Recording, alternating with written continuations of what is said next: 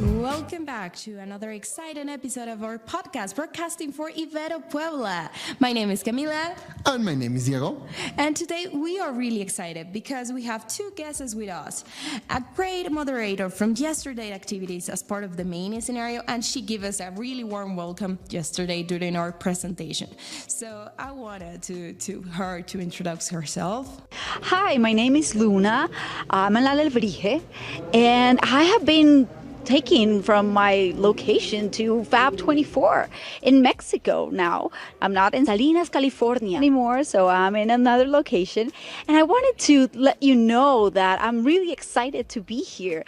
I have never been in this place, and for me, everything that I've been seeing is so new and wonderful.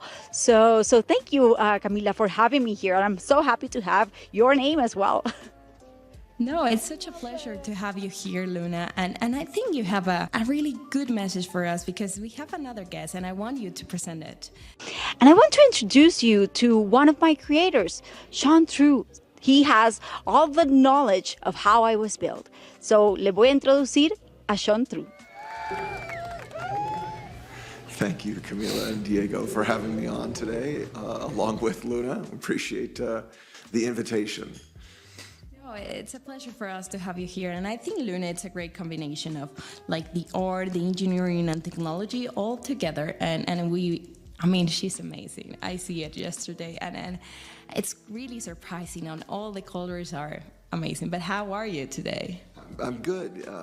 Yesterday was kind of our big day here at Fab24. We didn't know that Luna was going to be asked to MC the Fab Blasts in the morning. So it was fun to kind of get that ready and partner with the team to put her on stage, really.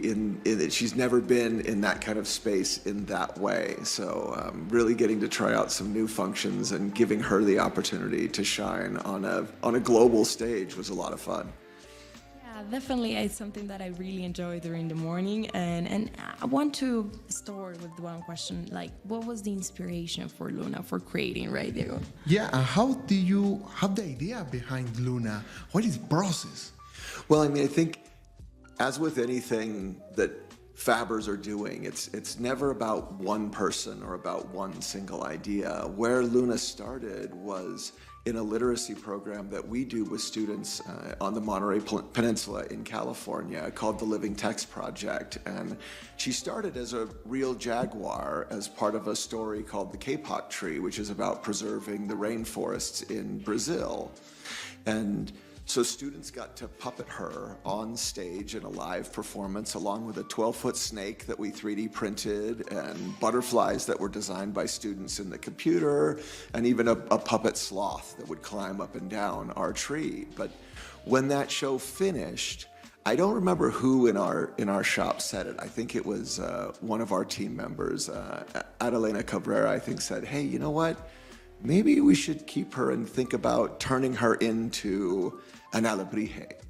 And that, I think, caught fire pretty quickly in our shop. And then we did get asked by the Hospice Foundation in Monterey if we would support an event that they were doing in a few months. And so we had a real short timeline to go from traditional Jaguar with IMAX over to Luna. So I remember the day that we had to take her Jaguar paint job and then turn her all the way black. And we had one of our partners from a local university that helped us with that process. And then we got to bring in an artist from the Hijos del Sol, which is a local organization that does arts in our community, who could then envision what she would look like from a solid and strong cultural context, so that she was an alebrije that has real Mexican roots and Mexican tradition. Because as an activator for our students, we want them to be able to see themselves in our work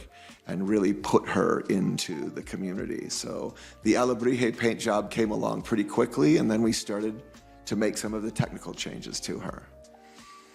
Yeah, I think that's right. Thanks. And I think it's really interesting, but I think all these things that you're saying, it's amazing because you say, like, you saw it yesterday and right now, right? And it looks amazing and it's quite vibrant, like the cultural, like this Mexican tradition. So I want you to walk us through the design and the construction process of Luna. Like, how was it? And what was even the challenges, right, Diego? Yeah, because for me it's amazing. You share with us. Yeah, and I think when you talk about the design for Luna, her design was always evolving, and it always evolved based on sort of where she sat in the community and where she sat in our work. So we love to get to take her out to schools, and when we do that, students are always interacting with her, they're always puppeting her, they're always talking to her. But they're also always making suggestions, and wherever we go, there's always a new idea that surfaces. And so her design has really taken place over about a year with little bits and pieces added here and there. When she was first a Jaguar, she couldn't talk. She could only look around. And then the decision was made that we wanted her to tell a story for the Hospice Foundation. So then we needed to design what her jaw movement would work like. And that meant we needed to look at how the whole inside of her mouth looked. And then she could talk, but her head was always hanging down and she kind of looked, a little sad. And so then we got into the computer and started designing her neck, which is all designed in Fusion 360 and then 3D printed over and over and over until we got it right. And at that point, we needed to move from a more traditional remote control system to a Bluetooth system that gave us a lot more dimension. And that meant we needed to evolve her brain into something that was more complex. And so she started as an ESP32, and she could talk a little bit, and she could look around a little bit, and then she could move in a way that was more organic. And so she became her own text as we fed ideas back through her. And she has wings. We didn't bring her wings to Mexico because it was just too difficult. She has giant feathered wings. So those were added along the way in the process. And then even her tail was added, which was updated just last week because our original design was way too complicated, and so we simplified it, and now it's just one servo that does the work for her tail to keep her alive. Wow! Oh, that's so interesting. You were there, Luna. Yeah, definitely. I think it's really interesting to talk about the design process, but before going more about all of this, I think I wanted to know more about you and your background and how it was related to the construction side. Like, I know when it comes to big projects like Luna, there's a lot of collaboration. So I want to know a little bit more about you and how do you see this collaboration when it comes to these amazing projects? Well, I like to see myself in our projects as the yes man. People bring ideas, and my default position is, sure, doesn't matter how crazy the idea, they'll come and say, well, could we put Luna on the moon? And I start with, yes, we can put Luna on the moon. I don't know how to put Luna on the moon, and that's about bringing the team together. And so we've had artists and sculptors and programmers, all kinds of folks that have come together to work on her, because my background is certainly as an artist, but my professional background was always as an educator. I was a classroom teacher for 20 years. Then I was the assistant principal of a high school for a while. And then I ran curriculum and instruction and taught teachers and principals for a school district for about 8 years. And then Central Coast Mobile Fab Lab came along, and it was too compelling an opportunity to come to work with the Fab Foundation and to build things to inspire students to become makers and to work with their hands and to think about their identity, their creativity, their mastery of the skills that call things into being in the same way that the two of you are doing. So your inspiration inspires me to help to do more work to bring more people into this space, because we have to create a world that's really positive and affirmative, and that's what we've been doing here with the Fab Foundation and with the Moon Makers. Yeah, I think that's right. I appreciate you validating my personal story, Luna.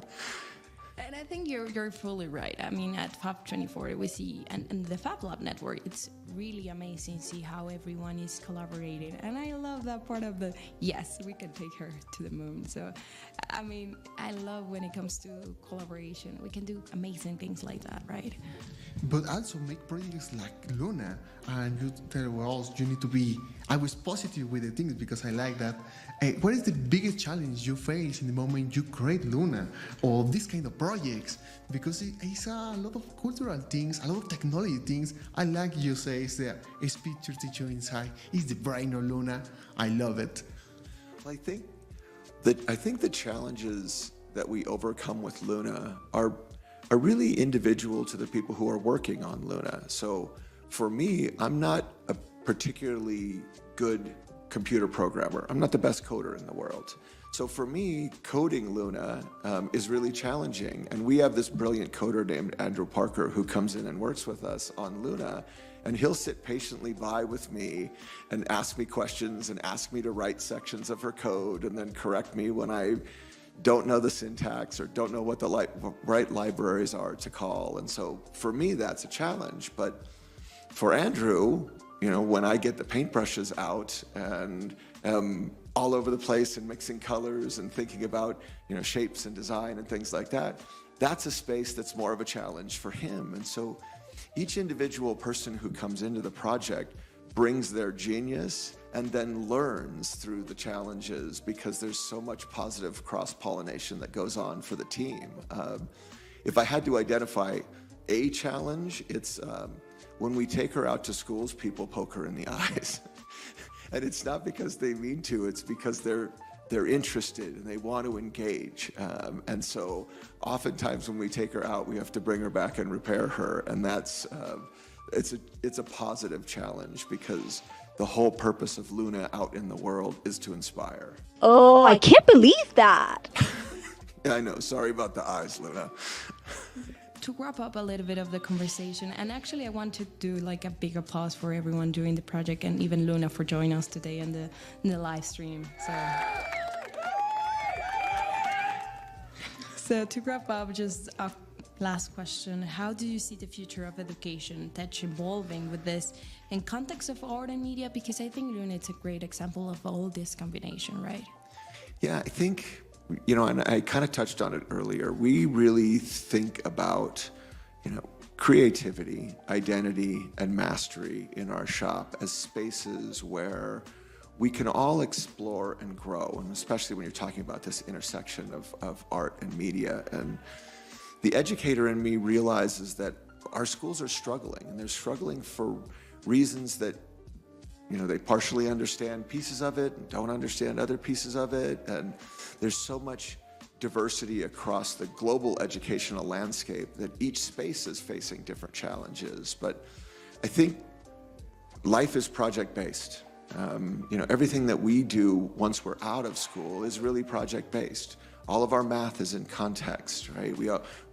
Timelines are our own. We have to think about how we work together with other people. And so a space where education, I think, can be really compelling and really successful is when we are starting with the identities of the learners, which is what we've absolutely tried to do with Luna, and then provided everyone kind of just-in-time opportunities to learn the skills that are compelling to help to move their vision forward so that it's their vision, because we're all lifelong learners around those things that we want to do and that we're passionate about. And so I think for education to be really successful, especially in like a digital fabrication kind of a future, we need to center it more and more and more with the individual student and their vision and their ideas, and then act as the mentors that can help to bring them forward. Yeah, definitely. I really like that message, and I think it's going to be really useful for everyone, because I think as part of Fab24, it's actually being really think about everything we do and how we are doing things. So I think it's really important to think about this. So there's anything else you could like to add or something that we missed? Well, there's absolutely nothing that the two of you missed. I don't think that's something that happens, but I want to thank both of you for inviting us on in this sort of impromptu crazy space where Luna kind of became a star overnight and got to, to narrate all the Fab Blasts for Fab24. But also wanting to thank the Fab Foundation, and our lab has been really generously supported by our partners at Chevron that have helped to make all of this possible. So just really want to acknowledge our whole team back in Salinas, Juanita and Dylan and Addie and Emiliano Valdez, who leads our Media Center for Arts Education and Technology, because all of those people played such an amazing role in the work. And there is a Luna page on our Central Coast Mobile FabLab.org website where people can go and they can see Luna, because as soon as she was on stage yesterday, we called back to the team in California and said, hey, here's some footage, let's get her up there, get her on the website so that people can come and see her. Wow. Oh, that's so interesting. Thanks, Luna. And thank you so much for joining us, Luna, Sean, and thank you for sharing your experience and all of this. Actually, was a really interesting and fascinating conversation. And I think projects like Luna are really important, and I'm really glad that joined Fab24. So thank you so much for all the listeners. Stay tuned for the most exciting episodes as we continue exploring the intersection of technology, art, and education. And again, thank you so much to the Ibero Puebla and the Fab Foundation for this opportunity to share and talk with amazing people like Sean. And this week is not finished. We are continuing with the next episodes, guys. See you next time. Bye.